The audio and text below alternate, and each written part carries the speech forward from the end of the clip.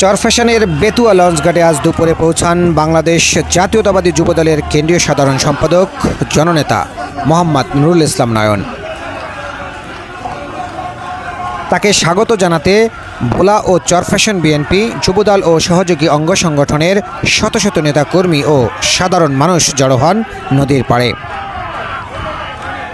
তার আগমন উপলক্ষে বেতুয়া ঘাটে সৃষ্টি হয় উৎসবমুখর পরিবেশ।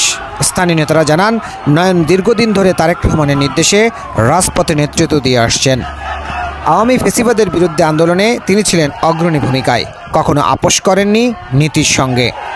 5ই আগস্ট পরবর্তী কঠিন সময়ে দলের ভিতরে শৃঙ্খলা রক্ষা ও সংগঠন পুনর্গঠনে কার্যকর ভূমিকা রাখেন তিনি।